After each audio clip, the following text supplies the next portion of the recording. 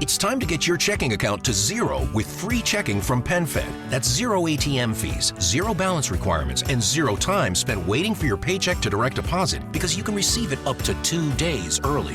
Open your account with just $25 and see how big zero can be. Apply online today at penfed.org/free checking. Early direct deposit eligibility may vary between pay periods and timing of payer's funding. To receive any advertised product, you must become a member of PenFed, insured by NCUA. PenFed's got great rates for everyone.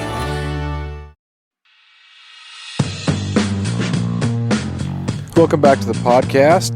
Today I am joined by the owner of Alaska Fly Fishing Goods in Juneau, Brad Elfers. How are you, man? I'm doing well, Jeff. How are you today? Doing pretty well. I've been paying a little bit of attention to the weather, and it seems like you guys are getting a whole bunch more snow than we are down here in Ketchikan. Oh, yeah. We are just getting pounded with snow. Like I said, it was our second snowiest start to winter in the last 20 years. So it's just keeps coming. It's kind of great for the skiing end of things, and hopefully it'll be great for the steelhead next spring. Yeah. Do you do a lot of skiing up there? What do you kind of do in the winter? Oh, yeah. I ski a lot. So I always have back in my raft guiding in the summer and then fly fish guiding in the summer, I would teach skiing here in the winter to help make ends meet before I started the shop. So, yeah, never quite gotten over that thing. So, yeah, it's a great way to kind of make the short winter days go by. Yeah. My wife is up here now, and she really enjoyed skiing when she was down in Wyoming, and she has some skis and some skins. So we've done some touring, which is a lot of fun just to kind of get around in some of that backcountry. And so she's been kind of asking a little bit about Eagle Crest, and I don't know if that's like a subtle hint that she wants to go up there and go skiing or what. But yeah, we don't have that opportunity down here. I know that's kind of tough, but at least you get the backcountry stuff. And yeah, I'd say if you are coming through Juneau on your way somewhere, you ought to carve out a couple days, particularly this year when it's really, really nice and snowy. So yeah, it's a lot of fun. Yeah, fortunately for us, though, we have a pretty good winter run of steelhead. So it's no place is perfect, and I guess Ketchikan and Juneau it balances out. You guys got the skiing, but we got the winter steelhead. I know. I've always been envious of you guys there. You just get a little break in the weather, and you can sneak out and go for it. Where it's not really a thing here. It's just does not happen. So yeah, we're completely, rods are put away for the year until we break them back out in April. So yeah, what's kind of the last hurrah? It's kind of the dollies. Is it coho? What's the end of the run, and when does that happen up there? Typically around Juneau. I mean, the coho, the wild fish keep coming in, but the fishing for them really isn't that spectacular late. Like what you get into mid-October. They're really colored up, and they're not very bitey, so they kind of get real salty. And, the dollies being fall spawners, they just kind of disappear. I don't know where the heck they go. Supposedly they go up to the headwaters and spawn, but you just don't find them. So kind of our secret little fall thing is the cutthroat. They are out and about and feeding and taking flies, and, they're on the prowl right up until everything freezes over. So that's usually our last hurrah, is to break out the little rods and go chase them around a bit. Yeah. Since so much of the water up there, it's I mean, obviously everything is fed by snow melt, but you have a little bit more glacial fed rivers and streams. Or I mean, is that true? Is most of the stuff glacial? And then how does that impact what you're fishing for and impact the seasons? Yeah, no, for sure. We definitely have, multiple glacial rivers on the roaded area. Plus, we've also got, a couple of them that are, we say semi-glacial, and that probably one of the forks that starts them is glacial. So those ones are more Kenai-like. I like to describe them in that that fish will stay in those rivers, and dollies will stay in there all summer. Whereas when you get a full-on glacial river like the Mendenhall, those fish don't like to be in there for any length of time, and the salmon will pass through them, but they don't want to linger in them, so they're usually going up there kind of looking for a clear water tributary. So they don't offer much in the way of fishing themselves. It's not out of the question, but it's pretty tough. But if you can find that clear water trib or that mixing zone, then that could be pretty productive. And just about all those glacial rivers do have something of that, coming in that's clear where those fish can, basically they've created a new run there, just in recent memory in some of these rivers, because they were completely glaciated, and as the glaciers have retreated, they've had all these little salmon runs pop up, which is always encouraging to see. Yeah, for sure. So the Mendenhall is a very, very small river. Do fish find enough of those smaller tributaries off that spawn? Is it significant, or is it just a little here and there, or is it going up into the lake and then going from there? There's one tributary that's quite well known in Juneau that's called Montana Creek that comes in to the Mendenhall. That's clear water, and that one just is a little fish factory. I mean, it has pinks and chums and dollies and a few cuts and a good coho run. So that thing is a local favorite here in town, and has been a very good fishery for many years. But then some of the fish don't go up there; they go right by it. They go all the way up into Mendenhall Lake, which is also glacial. And there's a tiny little feeder creek that's not open to fishing, but called Steep Creek, and it gets sockeye and it gets coho that go in there. So, is that the one that's over by the visitor center? Yeah, exactly. It's over by the visitor center, so people can actually kind of go over the boardwalk, and they have some really cool fish cams too in there. And then the bears love to come in there and prowl around, and they've got a pretty neat setup where the people are on elevated kind of boardwalks, and they can stay out of the way of the bears but still see them roaming around. It's a good thing because it's such a heavily visited area. It kind of keeps the bears and the people from having unpleasant interactions. Yeah, you don't want that. So what about Auk Lake? Because Auk Lake is in a different. It's not in the same runoff area, right? Is that more clear? Are there resident fish in there? Yeah, the Auk Lake is 100% clear, and has a tiny little feeder creek that actually, if anything, is kind of drying up. We still have a lot of glacial rebound going on up here, where that land is actually still rising after the weight of the last glaciation has moved on and has receded. Although it's been hundreds of years, the land's still actively going up. And so Auk Creek is not much of a fish stream anymore, the one that goes into the lake. But, it gets a sockeye run, and apparently those sockeyes spawn in the lake, a lot of them. There's enough upwelling where they can lay their eggs on basically the gravel on the shores of the lake and still have those eggs remain viable. So, and it's got a lot of cutthroat and some dollies. It gets a little bit of everything going in there. So the other really interesting part of Auk Lake is there's been a weir on Auk Lake, I think since the early 1970s, and they count every single fish that goes in. But not only that, they put the weir in typically in February or March, and they count every salmon fry that goes out. So they're counting inch-long pink fry as they go out. So they have some really amazing data going back, but we also use it as an indicator. So when we see all the dollies start bailing out of Auk Lake in mass, which is usually at the beginning of May, then we know they're bailing out of all the lakes on the road system. Makes sense. And shoreside fishing's about to get real good at that point. So that's kind of that's what lets us know that it's time to get out and get after it. Yeah. Is there any ice fishing around there? Very little. People do a little bit, but typically we're still a little too much in the whole freeze thaw thing around here, right? Where the lakes get kind of sketchy.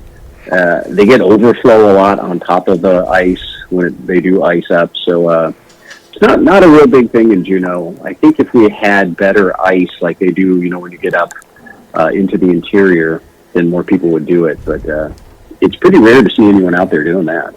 Yeah, I would be very, very hesitant to go out on ice.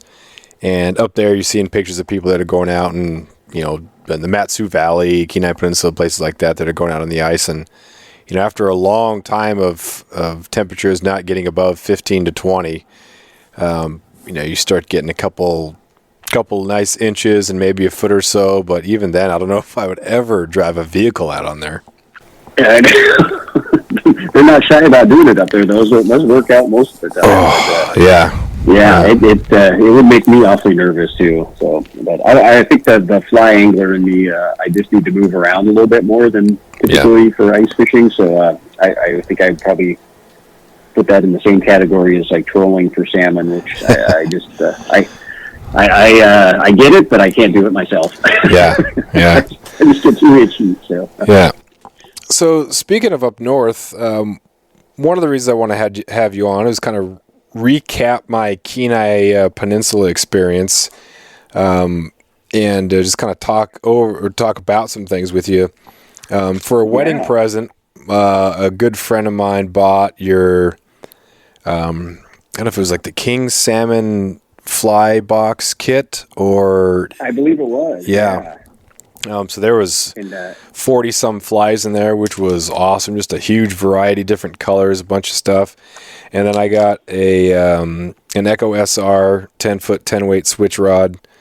8-weight, 10-foot 10-inch 8-weight. And then I got Lamson Guru reel. So I was totally ready for this thing.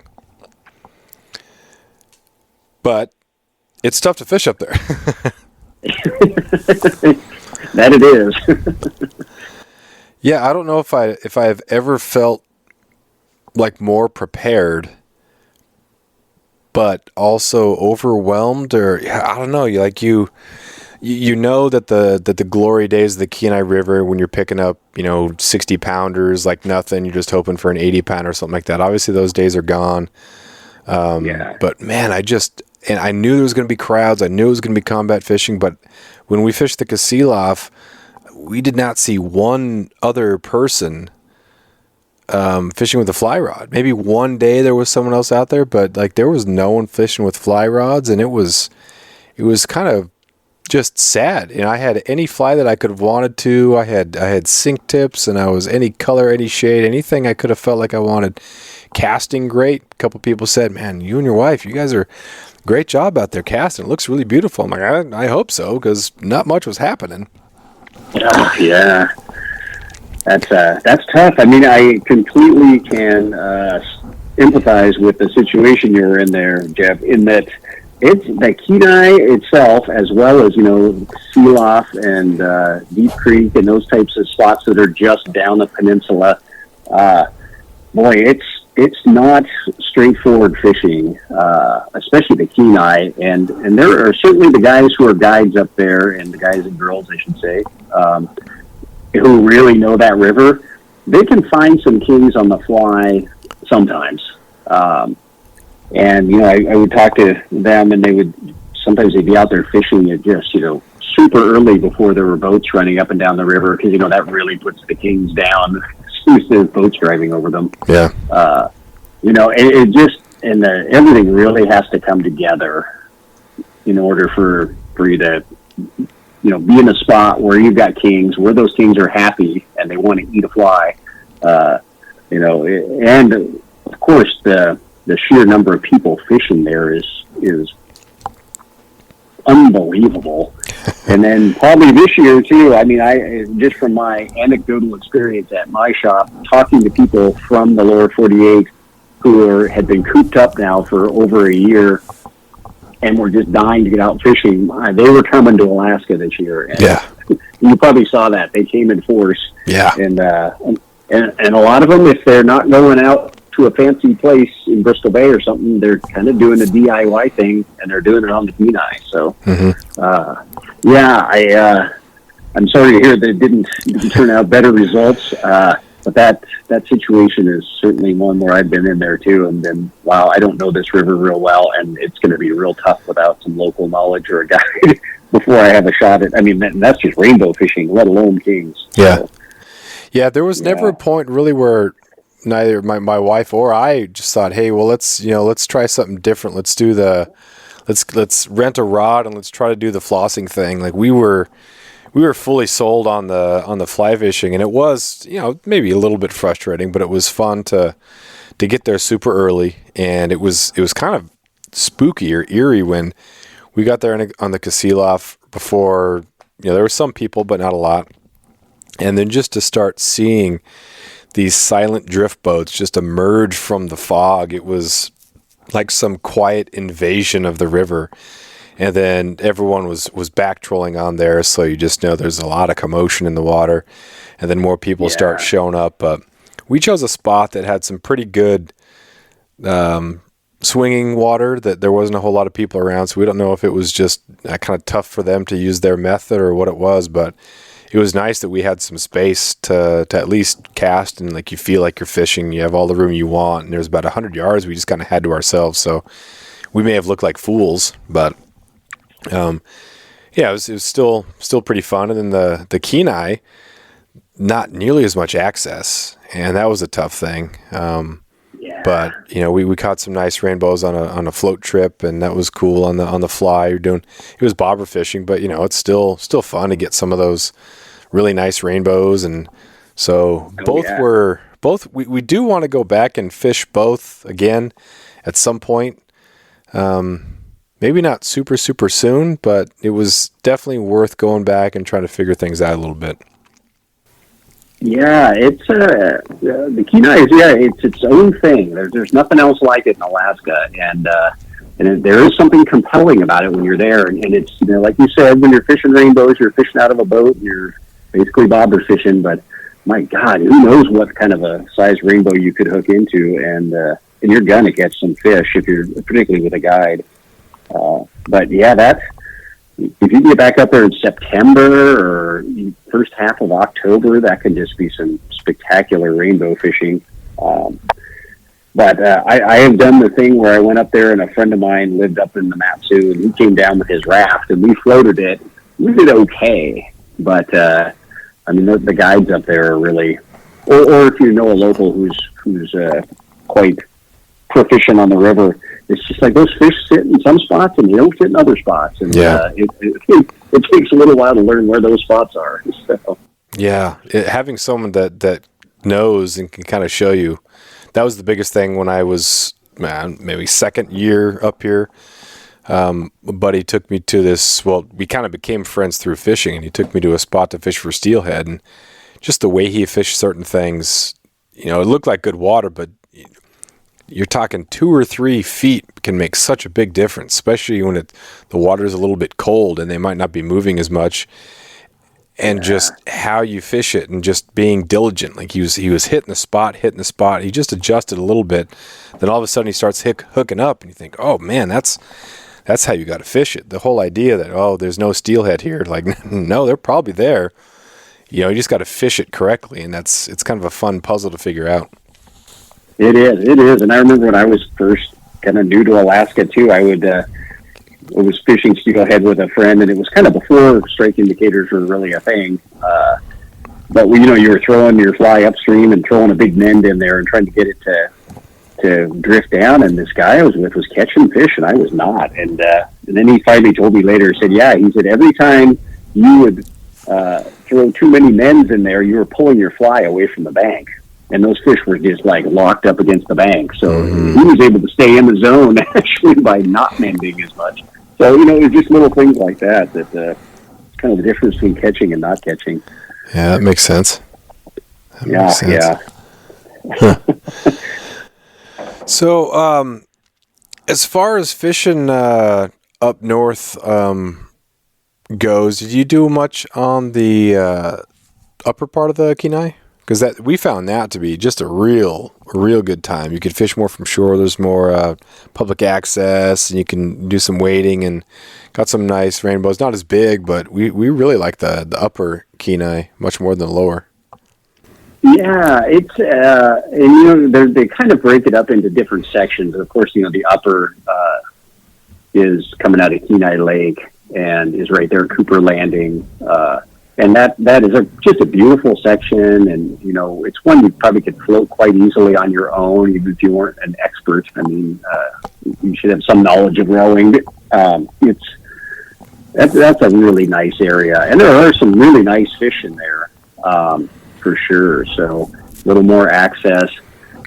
Still, it does seem like finding many spots to fish off the bank is kind of tough, since those fish are often sitting out a little ways and eating eggs where you're trying to get a good dead drift going, which is certainly a lot easier in a boat than it is out the shore. Yeah. And there's some of those fantastic little back channels and little braids that break off. And my gosh, sometimes those things are just loaded with rainbows, and you won't see a whole lot of other anglers back in there, and then you can go in there and get out of your boat and kind of wade up and down the bank a bit. So that's pretty neat. All that fishing, and then they call it the Middle Kenai, which the Kenai then flows into Skilac Lake, which is just enormous. After years of fine print contracts and getting ripped off by big wireless providers, if we've learned anything, it's that there's always a catch. So when I first heard that Mint Mobile offers premium wireless starting at just $15 a month, I thought, what's the catch? But after talking to them and using their service, it all made sense. There isn't one.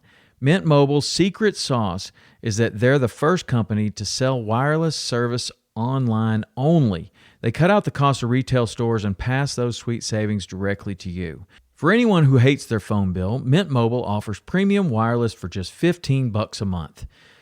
I was hesitant about having to get a new phone and a new phone number, but with Mint, you can use your own phone with any Mint Mobile plan and keep your same phone and your same phone number along with all of your existing contacts.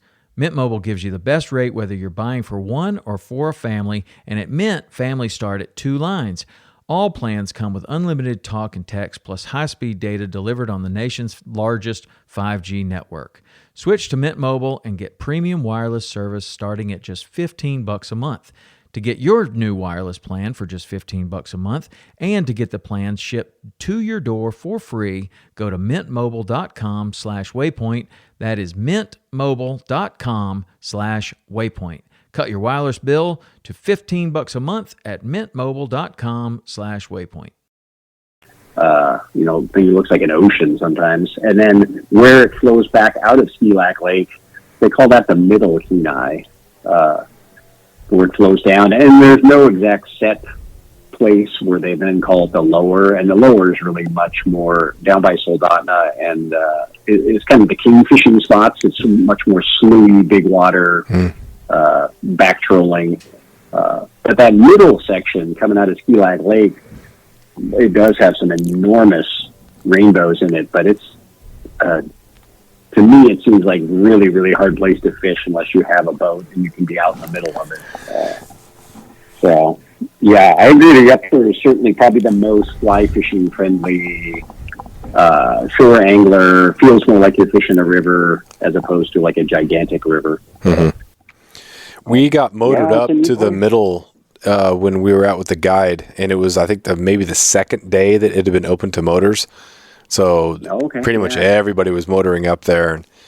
And I thought this is great because it looked like there was some access, but you couldn't get like from a road into that spot. So we couldn't try to recreate the experience that we were having because we weren't too far from shore.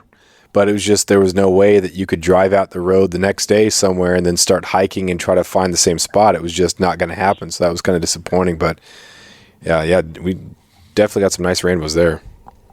Yeah, for sure. And it is. I think it's tough access, and some of the access points too that I've seen in some of those areas. I mean, you're kind of be like walking down a slough that's just like brown bear central, So it's kind of like, oh man, I don't know if I really want to do that.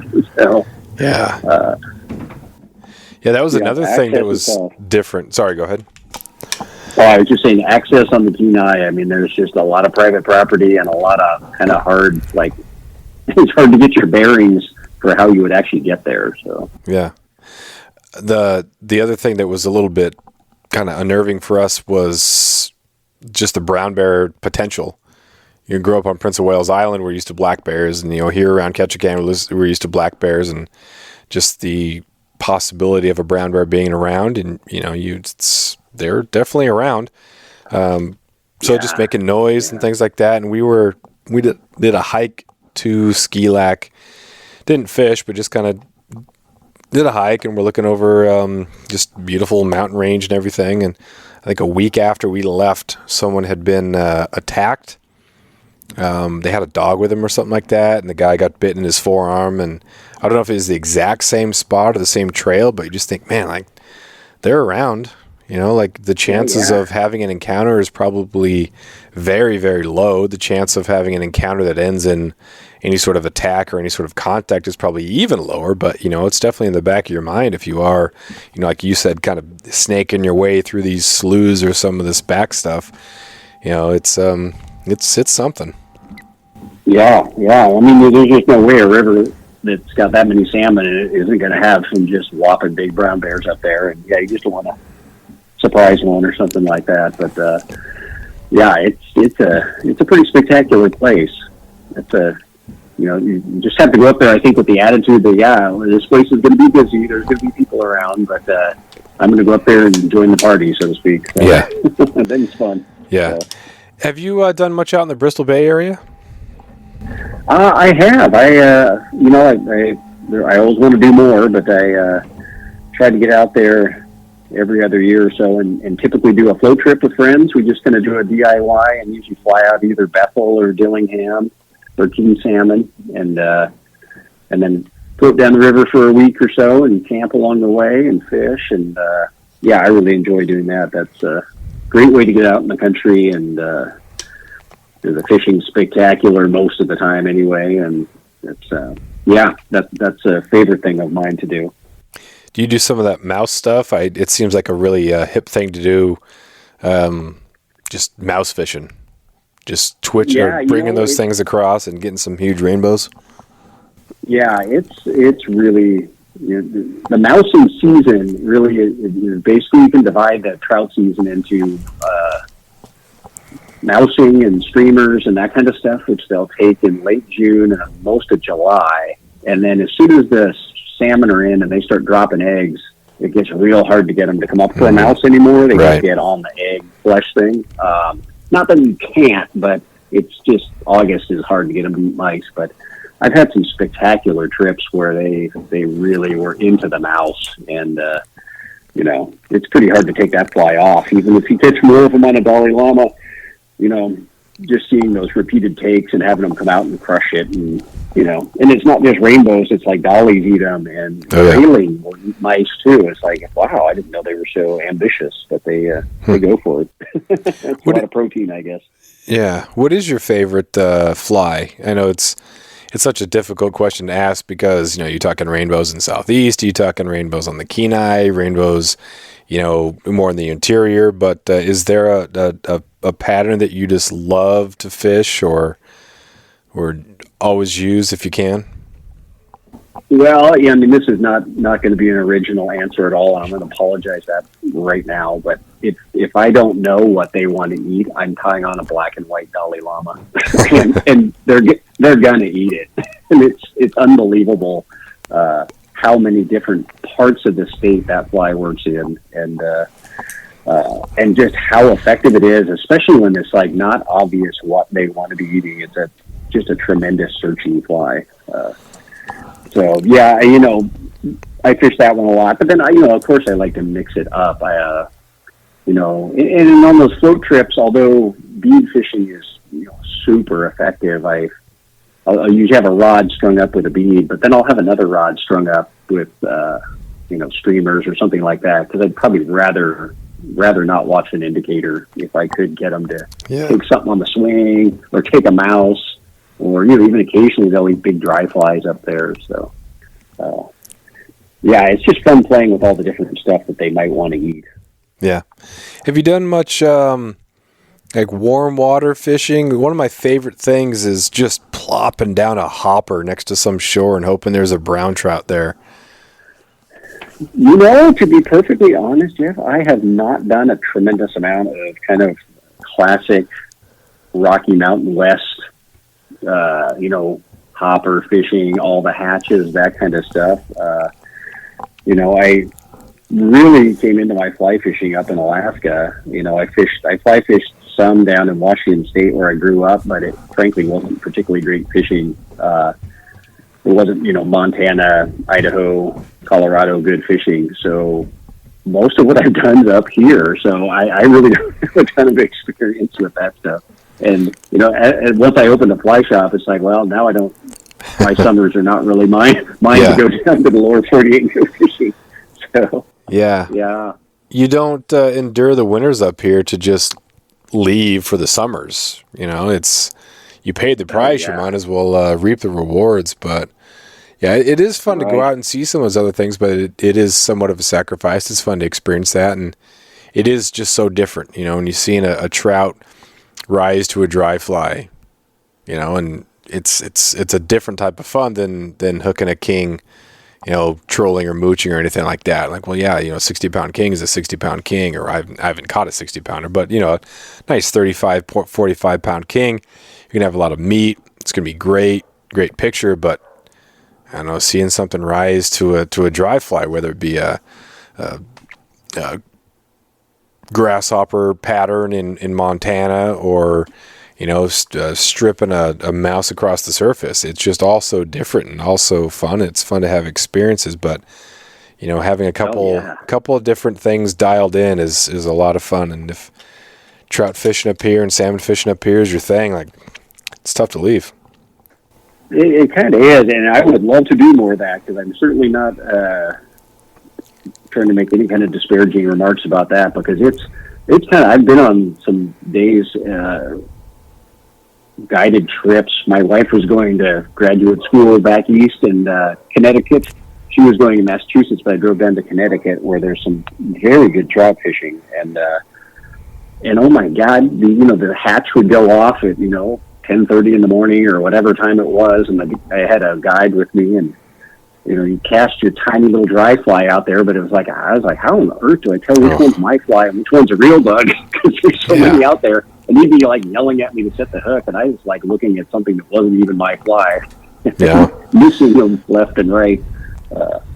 So yeah, it was a whole different game. But then the hatch was over at whatever time, 1 PM, and he's like, "Yep, that's it for dries for the day." He said, "How do you feel about casting streamers?" I was like, "Well, that's what I'm good at, actually." So that sounds real good to me.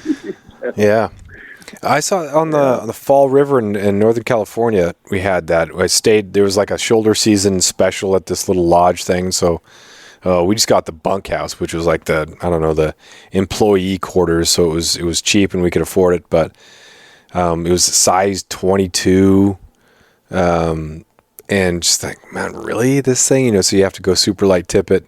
And then they said, go to the river and fish this from 10:30 to 10:45. I thought, oh, really?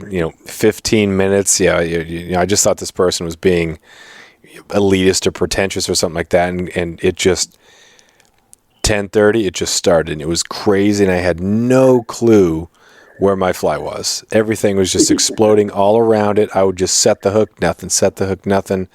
And then at 10:45, just like that, turned off, and it was over. And I thought, what is going on? And crazy. Absolutely crazy. Yeah, that's all so much fun. So the breadth of experiences you can have is pretty amazing. So as a shop owner, I'm sure you've seen a lot of things, fads and whatnot come and go, and over your kind of fly fishing life, where have been some of the biggest advances? Has it been like advances in flies, rods, reels, waders? Like, where have you seen the biggest growth? I would say, 'cause that's super interesting just to watch things. I've had the shop for coming up on 23 years here. Just to see, they tend to go in like quantum leaps. Like, you have a quantum leap in quality, and then it's just little teeny incremental leaps for like 5 or 6 years, and then another quantum leap, where it's just like, oh my goodness. And, but the one thing that, probably anglers of our generation who knew the joys of fishing in neoprene waders and by joys, I'm of course being facetious because it's horrible. If there's one thing that I would not go back to, I would go back to, even if I had to fish a fiberglass rod and a Fluger Medalist reel, I would do that before I would give up my Gore-Tex waders. That's probably the thing that, throughout the day keeps you the most comfortable, and the technology has gotten so good, and they breathe so well, and they just have gotten so much more durable. That's probably the most amazing, like going from 1998 when Gore-Tex waders were pretty awful. They hadn't quite gotten them figured out yet. We used to joke they would just leak right out of the box because you'd kneel down and the water would actually like shove, would get pushed through the Gore-Tex in reverse. It wasn't quite there. But once they got it figured out, then, they're amazing. And probably the other couple of things is the flies have gotten so much better, and that goes entirely to just the angling community in general, because these are all invented by and large, by non-professionals. They're just people who have come out with something that's just better than the last one. And, the flies we fished with in the 90s were just way, way less effective than the stuff that you can get these days that, has so much more jigging motion to it, or, even the dry flies that have incorporated synthetics in them so they float so much better. And it's pretty amazing to see how creative people are in their tying and how that then, kind of gets dispersed out to the great wide world. So those are a couple of my favorite things. Yeah. With flies, it seems interesting. Like, you can have really beautiful flies, but that doesn't necessarily mean they're going to be better. But what you were saying, as far as like, especially with dry flies and using synthetics and things like that, like, is there still a market for, or are people still being, tricked into buying flies that look really good, but it really doesn't help at all? Is just salesmanship there, or are the flies like by and large way, way, way like actually that much better? Some of the most effective ones these days are not by any means the most beautiful flies. And some of these flies that have, it would take you 30 minutes to tie one of them, and then you promptly lose it on a stump with swinging it across the river.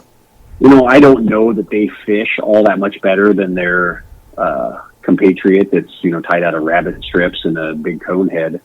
So I don't think that, but we always find it's weird that there are some of these flies that just look fantastic. I mean, you look at them and you go, oh my God, that thing's going to catch fish. And they just don't. And they're very popular for a year or two. And then I think everybody fishes them and they don't catch much. And then, so we're all sometimes kind of on the learning curve together, because I certainly don't want to be putting flies in my bins at the shop that aren't good. Yeah. Sometimes you bring in stuff and you're like, oh, that's going to kill it. And then it doesn't. Yeah. Some of those ones with like the silly legs and the squid roe, they just look so shrimpy and so, like there's no way, like I want to eat this thing. It looks so, so good. And I think sometimes that makes you fish it harder and better because you're confident with it. So maybe it's not necessarily the fly. It's the attitude with which you fish it, which can make a big difference.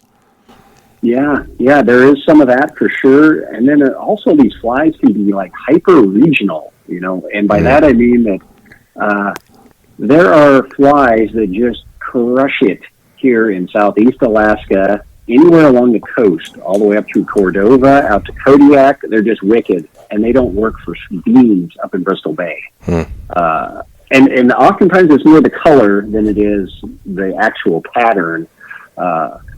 But, there's a couple of flies that came out of Bristol Bay from some really good lodge fly tyers, like guys who are guides that were really good, and they work great up there, and I can't catch anything with them down here. So, I sometimes it's just like, well, maybe that's a great fly on that river, but it doesn't work on this river. Yeah, so I found with... keeps it interesting. Sometimes size is the biggest thing. You have this awesome, great-looking steelhead fly that just looks... every bit like a steelhead fly should work or look, but then it just doesn't work, and you just do the same color, but just much, much smaller and end up getting strikes. You just kind of wonder, well, why is that? I mean, the color's the same. Is it really just about size? Like, what happened here? Or did the size change the action or anything like that? It's very curious and interesting that they would have, rivers where it would work and rivers that wouldn't. But it's, again, part of that puzzle. Yeah, and steelhead too. I mean, they take everything to another level of why on earth did they eat that and not this? And it's like every water level and temperature change with those fish that can just drive you batty trying to figure out why they don't want to eat or why they do want to eat. And, it's pretty fun, but it's it's a little maddening at times too. Yeah. As far as rods and reels go, what have you seen as far as, big advances? Like once things kind of went to graphite, was that kind of the huge jump? Is it, is there a lot of room for improvement at this point, or is it hard to imagine that it could get much better than what we have here? Yeah, I always hate to say that, but, when they went from fiberglass to graphite in the early 80s, late 70s, early 80s, that was a pretty big jump in just rods that, were more responsive and were easier to cast. But then it seemed like all the way through, they got incrementally better as we got into the 90s, but they were still kind of, for lack of a better word, they were kind of clubby. They were sort of heavy. The ferrules were really thick, so that was back when people still liked two-piece rods because, when you have thick ferrules, you can really feel each one of them on the rod, so it doesn't feel like one smooth casting motion. It feels like, oh, God, I've got 4 chunks of rod here. And then Sage came out with a rod called the XP in, the late 1990s, and they just hit it out of the park with that thing. It was lighter. The ferrules were super fine. And I still have a couple of them that I just refuse to get rid of. And they were the predecessor to everything that's come since then of these very responsive, light, durable, but really just beautiful casting rods. And in many ways, I think that's helped fly fishing grow in that you don't have to spend the first 3 years of your fly fishing career just trying to get a 40-foot cast down because these rods, if you're even in the ballpark of doing the right thing, will at least get you in the game of making the cast to get it out there. The rods, but where they go from here is kind of, it does seem like the entry and mid-level rods are getting better and better, because your top-end rods now they're pushing $1,000. Yeah. So we're starting to see them backfill a little bit, and now there's this a whole lot of rods that are in that $450 to $650 range. So coming in at half the price of a top-end rod that are not that far down the ladder in terms of quality. And maybe 5 years ago or so, they would have been the top end rod. So it's kind of nice to see how they're really kind of the rising tide is bringing all these rods up in their quality. Yeah, it's interesting to see when things get discontinued and you kind of wonder, well, why are you discontinuing it and the new thing that's replacing it? Is it really an improvement or are you just rebranding it so that, you can sell more? Because money is not in the one thing that lasts forever. Money is in the consumable thing. It's in the replace this because, it's a little bit better or the name's changed a little bit, but Yeah, no, I think it is a mix. I mean, on the one hand, the fly fishing industry is not nearly as shameless as, for instance, the ski industry, which, every year they put a new top plate on their skis with a different color, and it's the exact same ski underneath for 4 years in a row. But they make everything obsolete every year. So I mean that's pretty shameless, I think. They don't really do that in fly fishing. When it's a new rod, it's a whole new rod. It may have characteristics of a previous one, but it's not going to be the same rod with a new paint job. And typically, I would say like brands like Sage or Loomis or Scott, I mean, you're going to be looking at, a good 4, 5, 6 years of, this is our best rod and we're sticking with it. before they come up with something that is noticeably better and then discontinue that rod. So, which I like, and I appreciate that, because nobody wants to feel like they just bought the latest and greatest and then, 8 months later find out that it's not. Yeah. But they're continually working to make rods lighter and easier to cast, and I just wonder how far can they go with that. So. Yeah, I would kind of watch some of those, the professional bass tour, the Bassmasters, and look at all these spin rod fishermen who had 5 or 6 or 7 different rods, and just look at those people. Do you really need that? But you see it in fly fishing starting to really happen too. You have a specific rod that can meet a specific fish, and it does make a huge difference. When I visited a buddy that lives in California, and he bought a boat, so he was doing a lot of that really good bass and striper fishing on the Delta with his fly rods, and he'd have 4 or 5 different rods ready to go, and they're just rigged up, and they just fish different. It really does make a huge difference. And I got to cast his Sage X. Was it the X? Yeah, that's their big dog right now. Yeah, that thing was awesome. Oh man!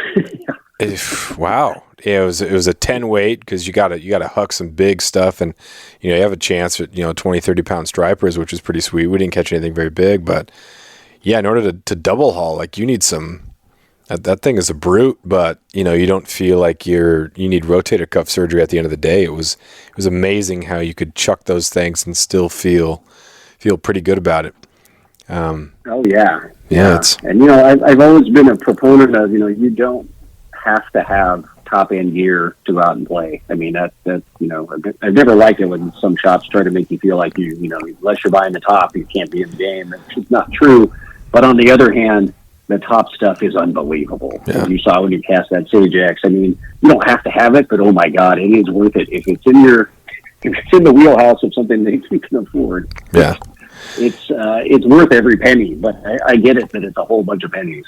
Yeah, you have to fish enough to be able to know what you want in another rod, or what you want, what you like this rod, but it could be this, or it could be maybe a little bit longer, a little bit more responsive, or something like that. So then when you do upgrade from the starter or that middle of the road, you want something that's more like this, and then you can sense the difference. Otherwise, you just bought $1,000 rod, you don't know why, and you don't know why it's better than the $300 starter.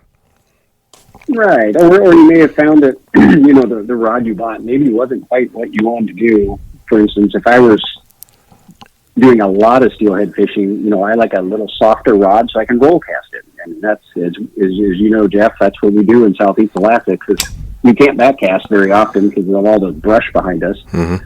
So that, that might be a little longer rod. Maybe it's a 10-foot rod, or maybe it's a switch rod that's, like that 8 weight that you have. I mean, that's a beautiful rod for steelheading. But if I'm going to be launching flies off the beach for cohos, well, that might be a different 8 weight rod than the one I just described. It might be faster action, and I'm casting in the wind. And so it's just kind of thinking about or talking to the local shop about what I want to do and what rod would be a good match for that. Mm-hmm. So, well, that's a perfect lead-in. Can you? What would you kind of recommend, and what do you have available in the shop for someone who's looking to either upgrade their steelhead game for this spring, or just get into it? What would you recommend? Oh gosh, there's so many fabulous rods out there, and so much of it has to do with what you can afford and what makes sense, so that it's something that you're not upgrading 6 months into the game where you're like, oh, I wish I bought something better the first go round. But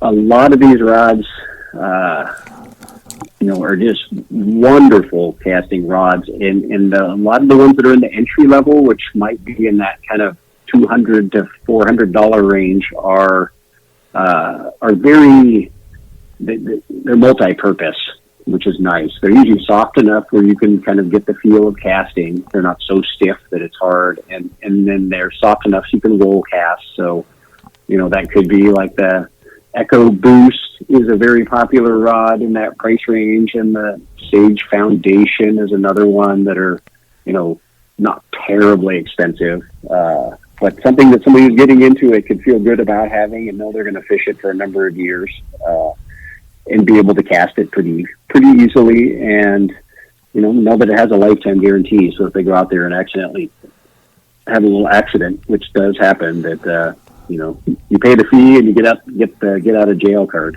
So. Mm-hmm. And what would be the difference between you kind of touched on it a little bit with some of the inability to backcast in some of these Southeast Alaska rivers, but a single-handed rod for steelhead versus a switch rod for steelhead down here? Sure. Yeah. A switch rod is, of course, for if people aren't familiar with them, they're basically halfway between a single hand, for instance, 9-foot rod, and a stay rod, which, is going to be 12.5 feet and up. So these usually clock in at somewhere in the neighborhood of 10.5 or 11 feet. And you can cast them single hand, just like a regular rod, or you can cast them with two hands, like a spay rod, as well as, a whole bunch of other techniques.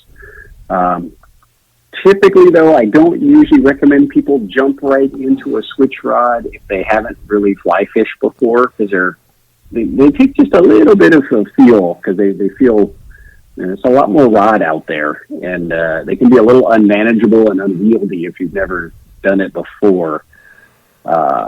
Which, if you're willing to jump in there, that's okay. You can, but rank beginner probably would have a little more difficulty getting it figured out. So that I usually recommend people just starting out start with something in that 9-foot range, and like an 8-weight, because they can use that for everything. They can go steelhead fishing, they can go coho fishing, they can go hopefully catch a whole bunch of pink salmon when they're in, and heck, you can even catch dollies and cuts, and it's overkill, but at least you can do it all. Mm-hmm. But if you already have a little experience and you want to give switches a try, they're a ton of fun, as you probably found. And they're great for swinging flies. They're great for nymphing. You can roll cast with all that length. You can roll cast a long way.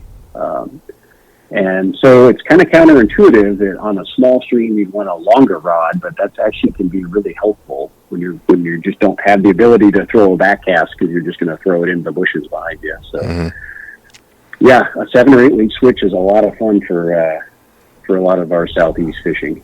Yeah, and then reel. Some people would think that the technology in the rod, because that's what you're casting. So if you're going to be cheap on something, just get any old cheap reel to put on there.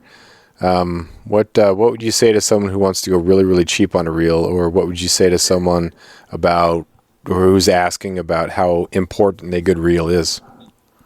Yeah, I usually start off with, if you're just targeting cutthroat or Dolly Varden, you probably could get away with a very inexpensive reel, because they don't really put any stress on the reel, and you're typically fishing in the fresh water. So what the heck, go for it.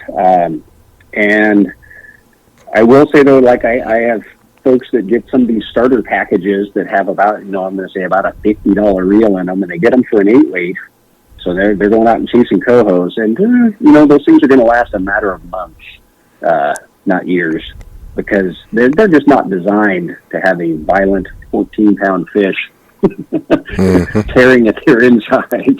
And Alaska just puts an amount of stress on reels. It's unbelievable. In that, one, you have big fish. Two, we all seem to have like tons of either grit or sand or glacial silt that just gets into everything. We have salt water. And then the final thing is, you're probably not going to go out and catch one fish a day. I mean, if you're out there, you might catch, if you're catching pinks, you might catch 15 of them. Or if you're catching cohos, you can catch multiple fish in a day. So, everything you're doing is just multiplying stress on that reel. So, the cheap ones get exposed pretty quickly. We had a photo years ago. I don't know if I still have it around, but it was our garbage can at the shop in the middle of coho season, and it must have had a half dozen reels people brought in that had been destroyed by cohos. So the handles breaking off, or the reel foot like breaking off, and then the reel falling, on the beach, and it was pretty funny. Nice. They were cheap old reels, and people were okay with it. They were like, okay, I guess that was my hint that I need to step it up a little. Yeah. So yeah, it was pretty funny. But yeah, it's probably, if you're buying an 8-weight, you might want to invest in at least a moderately good reel, or expect to be buying a new one in short order. Mm-hmm. And then fly line, what do you got for that? Fly lines have just gotten incredibly good, and probably for the last, I'll admit, when I first started the shop, I probably didn't think about fly lines as much as I should have. It was like, all right, we'll put a weight forward floating on there, and then you'll be good. And people were fine, but the lines have gotten so much better, and then we're finding, as we have gotten more into it, certain rods really just match up with a certain line, and they go from good to just exceptional. So, some of these tapers, they may all be like offshoots of a weight forward line, where they're, larger in diameter on the front 30 to 40 feet. But the way the weight is distributed in there, perhaps they have like a little double bump in terms of, they get fat, and then right towards the tip, they get even fatter again to help turn over the fly. Some of these lines, and if you get the right one on that rod, which we play around a bunch at the shop trying to find, which rods and which lines like each other, it's incredible how much a line can make a difference, just in like kind of making that rod really sing and really zip the fly out there, and make you look like a superstar when you're casting. So that's all good stuff. Nice. And then as far as flies go, you guys have full on little kits, or little what do you call them on there? Just like boxes of pre-stock stuff that should work. And like I said, that king salmon stuff, such a variety. I felt that colors and sizes and patterns were all represented there, so I definitely felt well armed. Do you have those for steelhead too? We do. We kind of hang our hat on our flies. That's kind of what we're the most proud of. And one of my longtime employees there, Mike Cole, has been designing and coming up with some amazing flies for years. And we pack up all kinds of different fly selections, but we try to make them really specific so that they're not just general vague ones where half of them are useless, and for instance, when your friends called Jeff and said, "Oh, I want to get a king salmon selection for Jeff," well, we're like, "Well, where's he going?" Because that's going to make a difference on what we put in the box. So we trick them out too, and so we tried to trick them out for that Kenai type area. And people always they'll just pop in the little customer notes when they're checking out. They're like, "Oh, these boxes are for a trip. I'm going such and such a place," and then we can put maybe just trade a few flies in and out, so it's a little more customized for them. But yeah, we do that stuff for steelhead, and gosh, that's coming up before we know it. We're going to be into steelhead season. Yeah, goes quick. Well, we're coming up on an hour here, man. I really appreciate everything that you provided. Always great to talk to you. Could you have a little pitch for the store? Where can people find stuff? Do you have anything going on? Oh, well, if you're not in Juneau, which I know lots of people aren't, of course, we're a small town, it's AlaskaFlyFishingGoods.com, and we got everything on there. And we always encourage people to reach out to us, too, because I know coming to Alaska, it's confusing as heck as to what you actually need, because it's such different flies. So, we're always happy to help people get the right stuff so that, when they go on that, really dream trip, that they've got the right stuff. Or if they're being guided, the guide opens the boxes like, "Oh yeah, this is good stuff." That's what makes us the happiest. So yeah, reach out and we'll be happy to help. Awesome. Well, thanks again, man. Really appreciate it. Look forward to seeing some pictures of some nice spring steelhead this year. I know, man, and hopefully you guys will get a break in the weather down there and be able to get out, and you can send me a picture. I'll be dying to see some steelhead photos in February when we're still locked in the deep freeze up here. Yeah, I would love to make you jealous. That's one of the goals. Yeah. Sounds good to me. All right, cool. Take care. All right, you too. Bye.